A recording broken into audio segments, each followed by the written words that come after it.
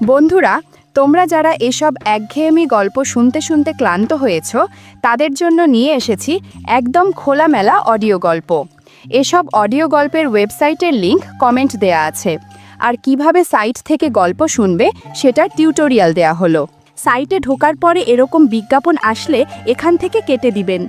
যে গল্প শুনতে চান সেটাই ক্লিক করার পর যদি অন্য জায়গায় নিয়ে যায় তাহলে ব্যাক বাটন চাপ দিতে হবে। তারপর আবার গল্পের উপর ক্লিক করতে হবে। তারপর এই জায়গা থেকে প্লে বাটনে ক্লিক করতে হবে। প্লে বাটনে ক্লিক করার পর যদি আবার বিজ্ঞাপন আসে তাহলে বিজ্ঞাপন এখান থেকে কেটে দিতে হবে। আমার শ্বশুরমশাইয়ের একটা পুরনো বাড়ি ছিল, যেখানে কয়েকজন পুরনো ভাড়াটে বহুদিন ধরে থাকতেন। নামমাত্র ভাড়ায় থাকলেও শ্বশুরমশাই কখনো তাড়া দেননি কাউকে। তিনি আর শাশুড়ি মা চলে যাওয়ার পর একমাত্র মেয়ে হিসাবে আমার স্ত্রী সেই বাড়ির মালিকানা পায়। স্বাভাবিকভাবেই বাড়ির খেয়াল রাখা আর মাসে মাসে ভাড়া তোলা এই দায়িত্ব এসে পড়ে আমার ওপর। আমি 2-3 মাস পর পর গিয়ে ভাড়াটেদের সঙ্গে দেখা করতাম, গল্পগুজব করতাম আর ভাড়া নিয়ে ফিরতাম। এই কয়েকবার যাওয়া আসার মধ্যে বেশিরভাগ ভাড়াটের সঙ্গেই একরকম আত্মীয়তা হয়ে যায়। তবে 3 জন ভাড়াটে সদস্য ছিল যাদের আলাদা একটা আন্তরিক টান অনুভব করতাম। বিপাশা বৌদি, অরুণিমা বৌদি আর রমা কাকিমার মেয়ে সঞ্চিতা। এরা সবাই বয়সে অপেক্ষাকৃত তরুণ। বিশেষ করে সঞ্চিতা মাত্র 24 বছর বয়স, কিন্তু স্বভাব চরিত্রে বেশ পরিণত। সঞ্চিতা দারুণ চা বানায়। ওর হাতের চা না খেয়ে আমি কখনো ফিরি না। এক দিন ও যখন চায়ের কাপটা আমার হাতে দেয়, ওর হালকা হাসি আর চুপচাপ চোখের দিকে তাকিয়ে থাকা কোনো কারণে মনটা একটু অন্যরকম হয়ে ওঠে। কিছু বলি না, শুধু এক চুমুকে চা খেয়ে নিই। বিপাশা বৌদি একটু আধুনিক ধাঁচের। বাড়ির ভেতর সবসময় একটা ঢিলেঢালা নাইটি পরে ঘুরে বেড়ান, যেন কারো তোয়াক্কা করেন না। আমি যখন ওনার ঘরে ঢুকি, উনি পাশে বসে ভাড়া গুনে হাতে তুলে দেন।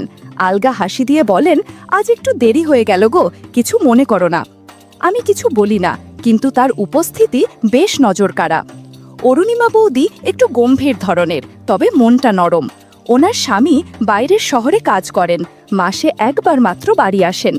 যখন আমি ভাড়া তুলতে যাই, বৌদি সাধারণত শাড়ি পরে থাকেন, কিন্তু অনেক সময় দেখা যায় আঁচলটা গুছিয়ে রাখতে পারেন না ঠিকঠাক। আমি চুপচাপ মাথা নিচু করে থাকি, কিন্তু উনি হয়তো টের পান আমি একটু অস্বস্তিতে পড়ে যাই। উনি তখন মুচকি হেসে বলেন, চা খাবে 1 কাপ? আজকে কেউ বাড়ি নেই, আমি একা। একদিনের কথা, আমি গিয়েছি ভাড়া তুলতে। বৌদি একা ছিলেন। বললেন, আজ টাকাটা দেওয়া হচ্ছে না, পরে একদিন এসো। আমি বললাম, ঠিক আছে, পরের বার এসে নিয়ে নেব। কথা বলতে বলতেই হালকা গল্পে আমরা ঝুঁকে পড়ি। জানালা দিয়ে রোদ আসছে, ঘরটা একটু শান্ত, আর ওনার গলার স্বরে একটা আলাদা কোমলতা কাজ করছিল। আমি আর বাড়িয়ে কিছু বলিনি, শুধু চা খেয়ে উঠে এসেছি। একটু সময় পরেই অরুণিমার শাড়ির আঁচলটা ধীরে ধীরে একপাশে সরে গেল, আর ব্লাউজের সামনের কাপড়টা একটু হেলে পড়ে খানিকটা আলগা লাগলো। আমি না চাইতেও তাকিয়ে পড়েছিলাম, চোখ ফিরিয়ে নিতে পারছিলাম না। অরুণিমা সেটা ঠিকই বুঝে নিল। মুখে হালকা এক দুষ্টু হাসি এনে বলল, সমর, বাড়ি ভাড়া দিতে পারো বা না পারো, আমি তোমায় খালি মুখে ফিরাবো না। বন্ধুরা, ইউটিউবের গল্পগুলো শুনে মজা না পেলে আমার ওয়েবসাইটে দেয়া গল্পগুলো শুনতে পারো। সেখানে প্রতিদিন খোলামেলা গল্প আপলোড করা হয়। কমেন্টে ওয়েবসাইটের লিংক দেয়া আছে। আর একটা কথা, তুমি যখন আমার বয়সী, তখন বৌদি না বলে শুধু অরুণিমা ডাকলেই যেন বেশি ভালো লাগে। আমি একটু থেমে হেসে বললাম, মানে? সে ঠোঁটের কোণে হাসি রেখে বলল, যেটা ভাবছো সেটাই বলেছি, ভয় পেও না, আমি রাগ করব না। তার কথায় আমি থতমত খেয়ে গেলাম। বুকের ভেতরটা ধুক ধুক করে উঠল। আচমকা ওর আঁচলটা একেবারে নিচে পড়ে গেল, কিন্তু আশ্চর্যভাবে অরুণিমা সেটা তোলার কোনো চেষ্টাই করল না। আমি অপ্রস্তুত হয়ে চোখ নামিয়ে ফেলতে চাইলেও পারলাম না। কিছুক্ষণ চুপ করে থেকে ও বলল, তুমি চাইলে এটা তুলে দিতে পারো, এতে তো কোনো ক্ষতি নেই, বরং সাহায্যই হবে। আমি দ্বিধায় পড়ে গেলাম। মনে হচ্ছিল কিছু একটা বলার দরকার ছিল, কিন্তু গলা দিয়ে কিছু বেরোচ্ছিল না। আমি দাঁড়িয়েছিলাম, আর অরুণিমা আমার চোখের দিকে তাকিয়ে বলল, এইভাবে দাঁড়িয়ে থাকলে তো হবে না, ভয় পাচ্ছ নাকি? আমি কিন্তু ঠিক তোমার মতোই একজন মানুষ, একটু মনের কথা শেয়ার করতে চাইছি মাত্র। আমি মাথা নাড়লাম না। ভয় পাইনি ঠিক, কিন্তু কিছুটা অস্থির লাগছিল। ওর পাশে গিয়ে বসলাম। অরুণিমা তখন একটু ধীরে বলল, তুমি জানো, আমার স্বামী অনেক দূরে চাকরি করে, মাসে একবার আসে, তাও 2-1 দিনের বেশি থাকে না। বাকি সময়টা আমি একা, কোনো কথা বলার মানুষ নেই, নিজের শরীর মন দুটোই চুপ করে পড়ে থাকে, আর এই নীরবতা খুব কষ্টের। আমি মনোযোগ দিয়ে শুনছিলাম, ওর চোখে যেন একটা চাপা অভিমান ছিল। তুমি যদি আমার বন্ধু হয়ে থাকো, অরুণিমা বলল, তাহলে বুঝবে সব নারীর দরকার শুধু স্পর্শ না, দরকার কারো মনোযোগ, আদর, যত্ন। আমি তো তোমার কাছ থেকে কোনো বড় কিছু চাইছি না, শুধু চাই কেউ একটু আমাকে মানুষ হিসেবে দেখুক, অনুভব করুক। আমি কিছু বললাম না, শুধু মাথা নিচু করে ওর পাশে বসে রইলাম। চারপাশে নীরবতা, জানালার বাইরে তখনও বাতাস বইছে। অরুণিমার কণ্ঠে হালকা কাঁপুনি, কিন্তু চোখে ছিল একরাশ আন্তরিকতা। আমরা দুজনেই কিছুক্ষণ চুপ করে বসে থাকলাম, কোনো কথা বললাম না, তবু যেন অনেক কিছু বলা হয়ে গেল। সেদিন বিকেলের পর থেকেই আমার আর অরুণিমার সম্পর্কটা যেন এক অদ্ভুত জায়গায় পৌঁছে গেছিল।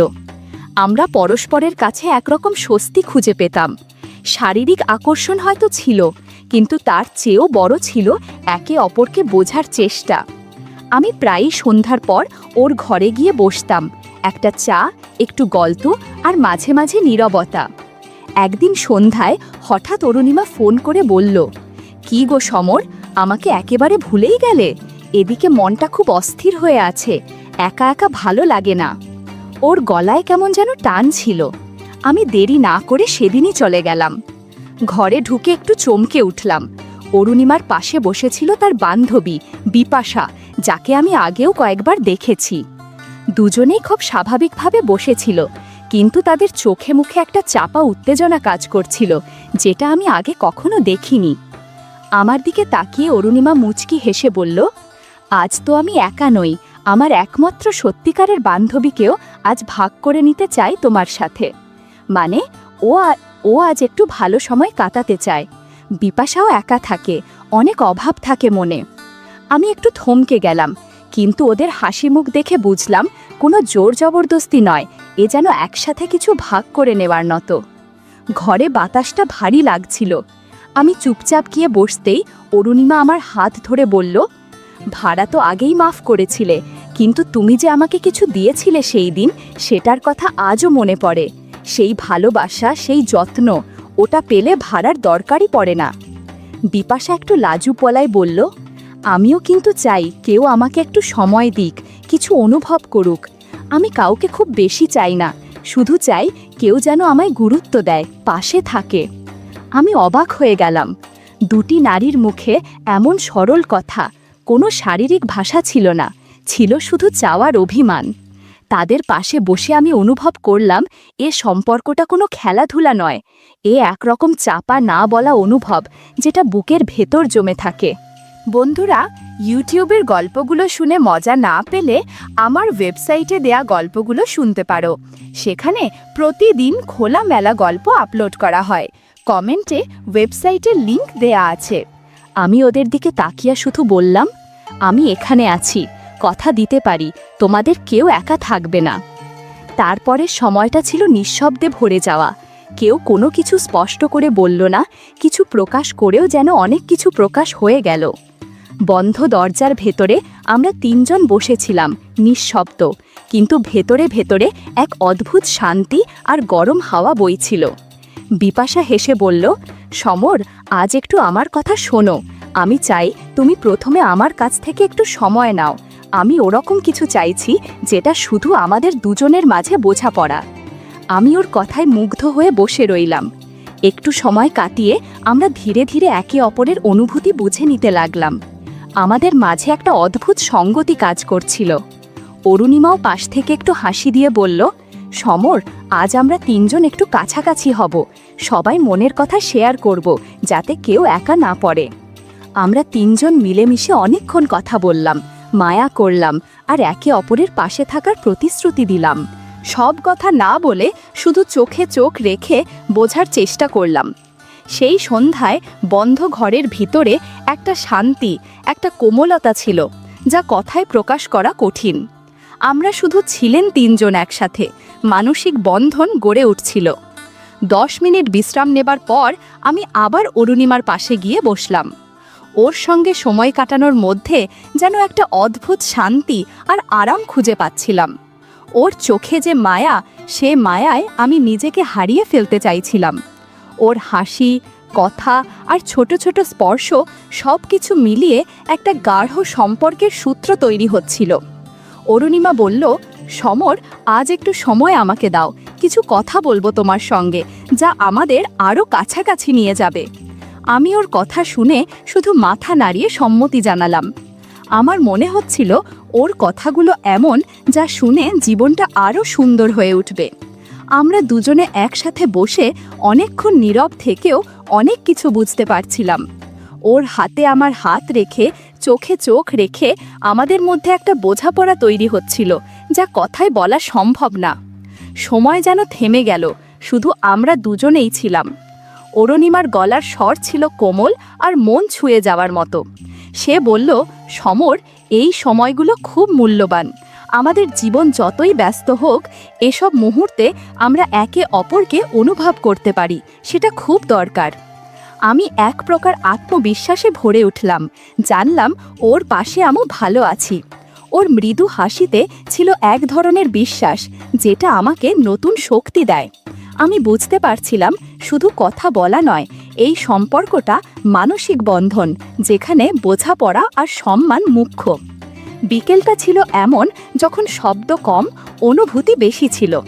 আমরা দুজনেই জানতাম এই ছোট ছোট মুহূর্তগুলোর মধ্যে আমাদের ভবিষ্যতের একটা রং লুকিয়ে আছে। আমাদের জীবন হয়তো অনেক সমস্যায় ভরা, কিন্তু এই সম্পর্ক আমাদের শান্তি দিচ্ছে।